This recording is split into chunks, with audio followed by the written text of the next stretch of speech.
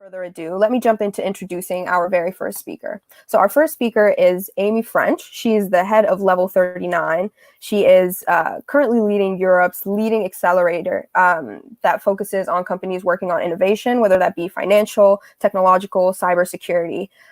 There's really a whole range of things going on there. And I counted them myself. There are over 150 companies currently based in Level39. So there's definitely a lot going on there. And so she'll have a lot of interesting insight to talk about, I think, specifically regarding FinTech as well, as it houses companies we'd know like Revolut or eToro. So let's welcome Amy French. Amy, hello.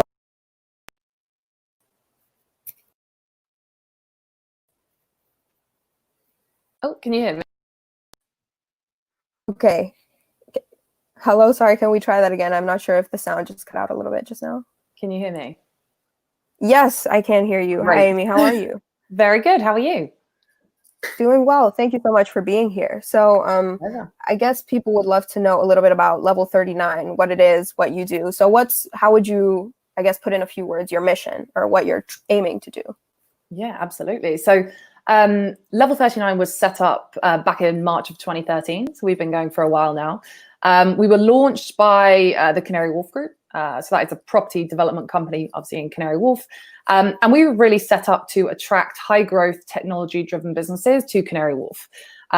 Naturally, given Canary Wharf is a financial services center and hub, we attract FinTech, cybersecurity companies, but we also have a number of businesses within retail tech, smart cities, health tech, and more.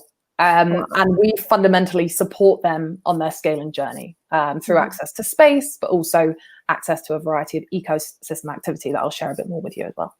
Wow. So it must be very difficult to be bored doing your job. Every day is definitely different. But as you said, we actually have 200 companies based with us. Wow. So it's a big community that is around 1,200 people based across around 80,000 square foot of space in One Canada Square. Wow. So it's a lot of space, a lot of people, but it means great things happen there. Yeah, I believe that. That sounds like a great community network to have behind you. So some people might be younger, some people might not be so familiar with FinTech, and we are UCL FinTech. So we'd love for you to talk a little bit about how you would describe FinTech if you had to define it, and what's the importance of it to society in general, and what are ways that we can support them, or why is it important to support them through accelerators such as your own? Yeah, absolutely. So I mean, an easy way to describe FinTech is financial services and technology. The aim being to improve and automate the kind of delivery and use of financial services. So for us, and the reason that Level39 supports FinTech companies is because it's so important in terms of collaboration. So bringing together incumbent banks that are already in Canary Wharf and FinTech startups who are kind of seeking to develop their proposition, which sometimes means collaboration with banks.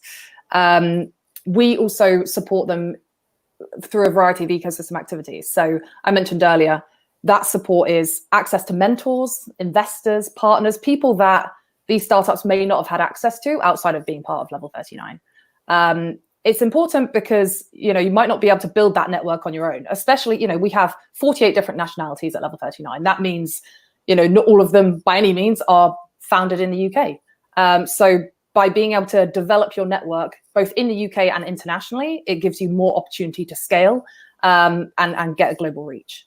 Mm-hmm. I totally agree with that. And it's so interesting to hear you talk about the necessity of having mentors and a network to really back you up for people who might be just starting out and they need the guidance or they need to help. So currently, as we are, it's a little bit difficult to connect with people in the more direct way that would have been possible. You mentioned that you guys have so much physical space. It's a bit of a shame right now that people aren't able to physically be rubbing shoulders as they used to. So I guess my question would be, do you think that companies are having a tougher time now that they aren't able to interact as directly? What is Level39 doing to help them continue to have that network and that support in this time? Yeah, I think it's no doubt a kind of unwelcome uncertainty, the current situation that we find ourselves in. What we've done, and to take your point, I think it probably is quite difficult that you're not able to have that kind of engineered serendipity of meeting someone over a coffee physically at Level 39, which happens quite frequently. We have like a 3 o'clock cookie bell where the bell rings, people come, and people get to talk and interact that way. And there's a lot of knowledge sharing between the entrepreneurs that we have based at Level 39. So what we've done is move all of our activities online. So we already do our office hours and webinars in this kind of format, so online. But we've also launched Digital 39. So that is a platform to bring our community online during this time whilst we're working from home. It's to keep them engaged, it's to keep them collaborating with one another, but also to share their stories, share their insights, share what they've been doing during this time. So if you were anyone that is interested, it's on our website, but it basically has a variety of different kind of resources. So we've also launched our own podcast, bringing together different leaders in the space, different members of ours, again, to kind of share their story. But we also have a variety of community articles and opinion insights and blogs that our members can share with us. And we, again, have the platform to distribute that out to not only our members, but other people in the community and other startups who might also be facing challenges that, they can start perhaps learning from other people's experiences. Mm-hmm. Yeah, I'd love to run with that. It seems like that's a really great way for people within the space, but then even without it, to through the website access some of the news and the current events that are going on and really stay up to date on that. So I'd love to carry on with that point and kind of ask you from your perspective, since I'm sure you're seeing a lot of what's happening in your own Level 39, but then some of the things that are also happening without it. I'm wondering, what would you call some of the most interesting trends, or something that you think more attention should be paid to? What do you see as interesting happening in the fintech space right now? Do you know what? One of the most interesting things in terms of, especially that's very relevant right now, is education. And how a lot of our members I'm seeing have, especially during this time, taken to kind of offering training and offering resource to support other people in the industry. You'll actually, so eToro, so Henry is going to speak later this afternoon, and he does training. So again, it's kind of training your customers and in a sense, kind of empowering people to understand technology on a deeper level and therefore interact better with it. But one of our members called CFTE, or the Center for Finance, Technology and Entrepreneurship, they have a FinTech campus. It's based at Level 39, which typically means lots of things happen at Level 39 into, bringing events together. But fundamentally, they provide online courses. It's around different kind of technologies within, whether it's in FinTech. But again, now what they've done is they've moved a lot of that virtually. So they have a full virtual campus. They have a whole virtual networking tool. They kind of bring people online every day with different themes. And it's just an incredible way to see how people who have been in industry for a long time then move to educating and, bringing kind of financial services to the consumer and allow them to kind of deep dive into different aspects of it and learn more, really. Mm-hmm. That's I'm sure that's a super handy tool, actually, for people to be able to find out new things online and then be trained by their companies or by the services that they want to use on how best to apply them in their own life.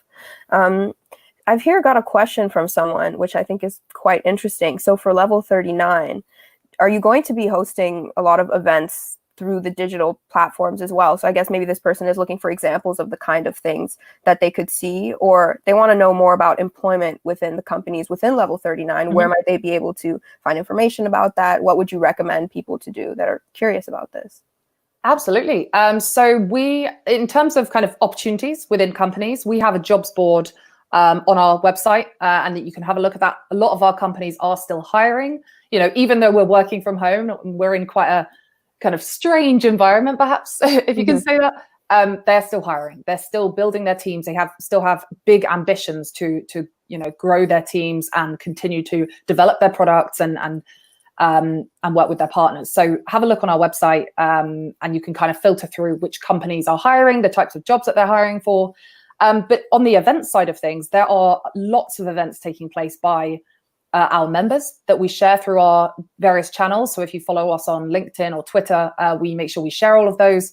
But But we also, so for our own community, we run online sessions. So one-to-one mentoring sessions, sessions with investors, webinars looking at certain challenges that might be being faced by companies, not only during this time, but in the kind of general journey of a startup and scale up business. But yeah, we certainly share through our channels what's happening in the kind of wider community as well. So it's worth following that so that you can, so that the person that asked the question can have a look at what events are taking place. Great. I hope that answered you, Jorge, and thank you very much for your question. All right. Well, moving along, I guess we've spoken a lot about Level 39 in specific and what you're seeing from your eyes on the ground. But I suppose something that people might be interested in that I've heard a lot about is a distinction between FinTech 1.0 and a FinTech 2.0, the distinction between different generations of FinTech. I think this might be a hazy concept for a lot of people if they've heard about it. How would you put that? What would you say is the generational difference there? I think the way I would frame it, and this is probably the first time I've tried to frame it for myself, so bear with me.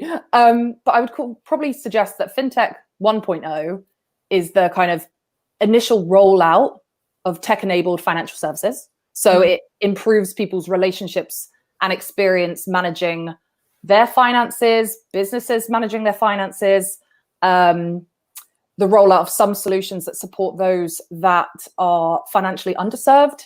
But perhaps FinTech 2.0, as an extension of FinTech 1.0, is, I would maybe split it into three things. If it was kind of the future of FinTech, which is, currently, happening as well. So you kind of have to take this with a side of, I think this is already happening. One being reducing the cost and barriers to financial services. So again, talking about financial inclusion. Perhaps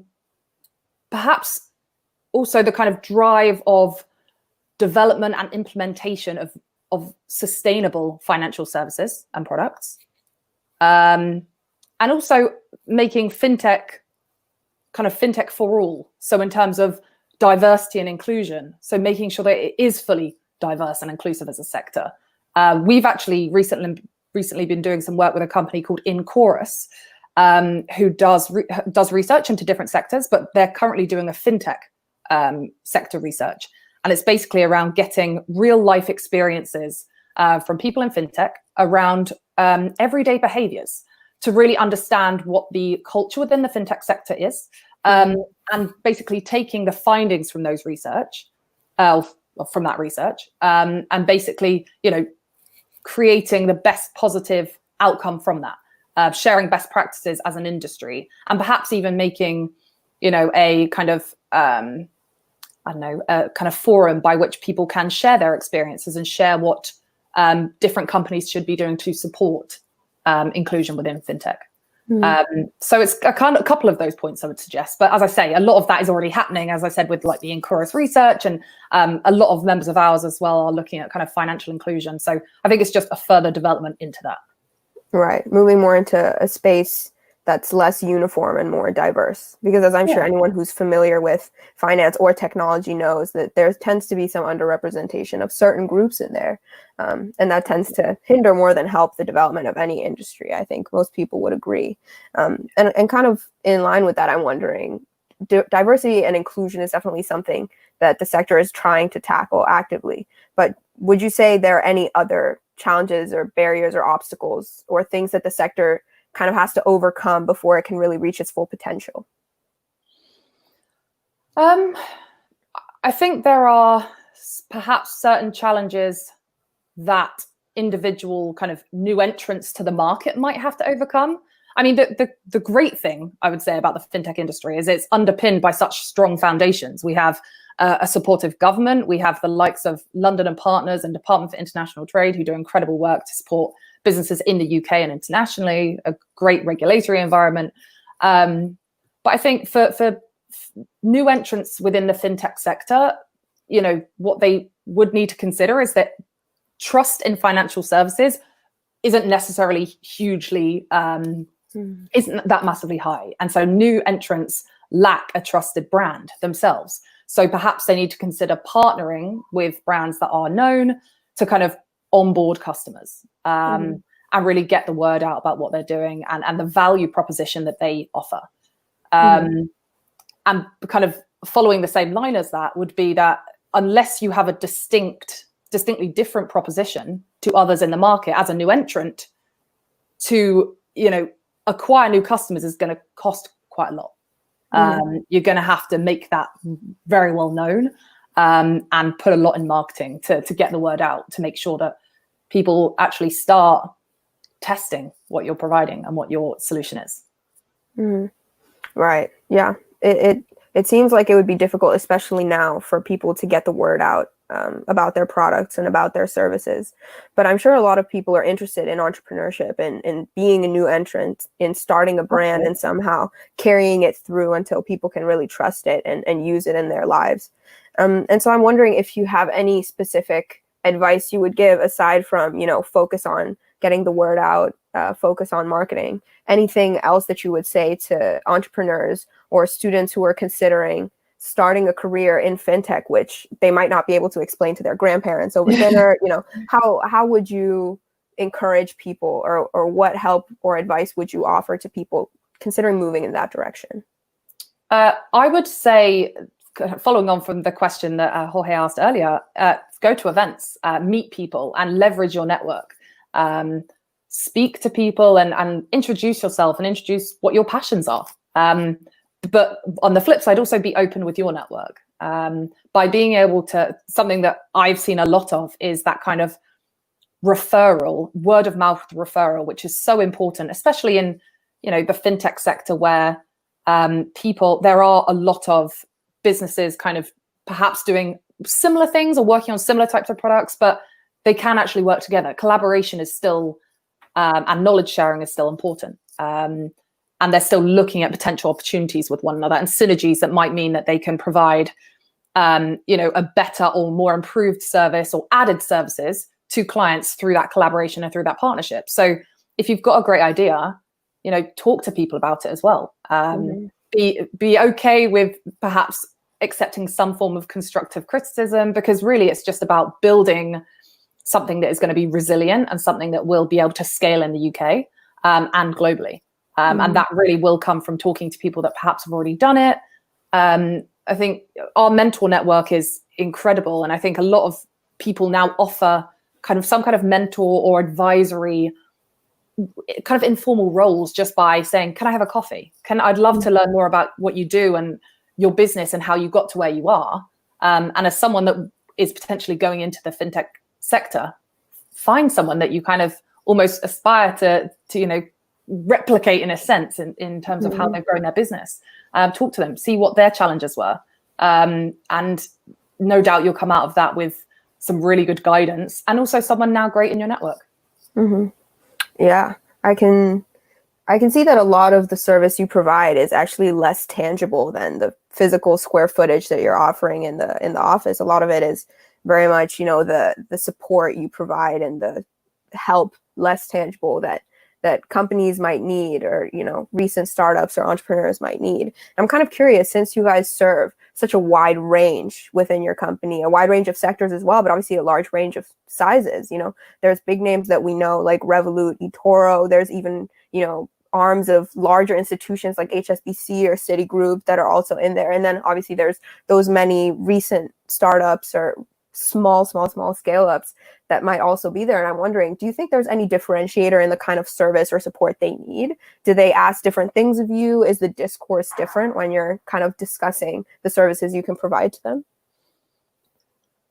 Yes, it is quite different, I would say. So earlier stage startups, when they join us, they are typically joining us exactly, to build their networks, to connect to people in the industry. So industry experts that they can kind of bounce ideas off, speak to about their business plans, their marketing efforts, their sales strategies, their hiring challenges.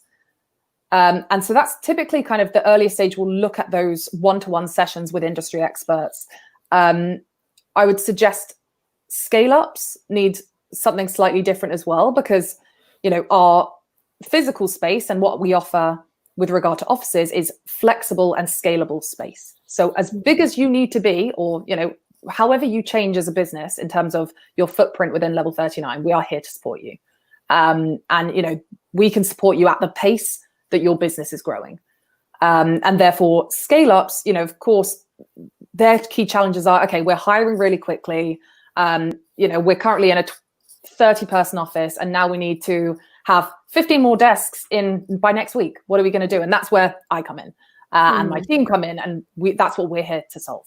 We want to make sure that their growth at Level 39 and in Canary Wharf is as seamless as possible. We want to remove any friction, any kind of pain in doing that. And so therefore, like, the infrastructure that we provide is super resilient to make sure that they can get on with what they do best. The environment is super productive, and, it's somewhere that people, when they are joining a team, will look at, okay, what are the kind of benefits of joining this community too? I'm not just going to be an employee of X company. I want to be an environment where I can, if I want to, meet a mentor myself and get a bit of guidance in the kind of area that I'm working. I might want to have a coffee and look out at the views. I might want to play ping pong, or I might just want to be in a meeting room and bring in my colleagues and brainstorm and have an environment that we can do that quietly, safely, securely, and all of those things we make sure that we do.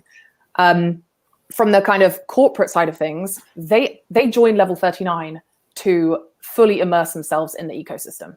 So, we have a variety of kind of corporate members as such, and that's because they are there to build relationships. They have a mandate from within their own companies to, whether it's partner with fintech companies, invest in fintech companies, or kind of, keep their ear to the ground and look at opportunities and see potential synergies with fintech companies. And that's why they join us. They might have thousands of people in Canary Wharf, but they want to make sure that they're part of Level 39 so that they can come in, they can meet people, and they can start building relationships informally, as opposed to kind of that more, I'll come in for an hour and try and meet a couple of companies and then leave, and perhaps not have that same follow-up and that same relationship being built. Yeah, and you mentioned that there's a lot of growth happening from companies, and you have to move and be flexible depending. Obviously, just now you're talking about the corporate side, and they're looking for something a lot different. But for instance, I know a little bit about Bankable, who you have, and they're one of these companies that are currently massively hiring, for instance. And I'm wondering, right, you've mentioned over 200 companies based in, and all these companies are growing. I know Revolut is taking up a huge amount of space as well. I'm wondering, do you guys still have space? Are you going to be able to accommodate more and more people? Is there more growth in the pipeline, do you think? Yeah, so we started, when we first opened in 2013, we had one floor, and then we've kind of scaled across 3 floors now. The great thing about Level 39 is that we're owned by the Canary Wharf Group. So the landlord is our owner. So if we need more space, we can get more space. But also for companies that are scaling rapidly and kind of want to make that jump to a more kind of scaled option, we now have an option on one of our floors, which is kind of a hybrid between our license model, which is kind of per workstation and on a short-term basis, something a little bit longer term, but it still allows companies to grow. But also any bigger than that, that's where we can kind of support that conversation with the Canary Wharf Group and say, look, if you are now in a position like Revolut were, Revolut obviously grew with us incredibly quickly, and then took space directly with the Canary Wharf Group. They're still part of our community. They still come to our events. They still, have a lot of engagement with us, but they have, I think, 3 floors in one of the buildings in Canary Wharf now. And that's a journey of maybe 4 years, maybe under, just a couple of people through to now hundreds of people in Canary Wharf. Wow. Yeah. Well, thank you so much, Amy. I feel like this has hopefully given a lot of people an idea of the range of options of things they can do just within fintech, as well as, careers options. They can look through your website and find any number of jobs at any number of companies serving any of the industries that you guys serve. So hopefully a lot of people have learned something about Level 39, hopefully something about the fintech space as a whole, what it's looking like a little bit for now. And so I'd just like to thank you very much, Amy French. Thank you, head of Level 39. A very, very, very exciting accelerator at Canary Wharf. Give it a look if you ever are in the neighborhood. It's very pretty. But yes, thank you so much for being here, Amy. Thank you for having me, Serena. Great.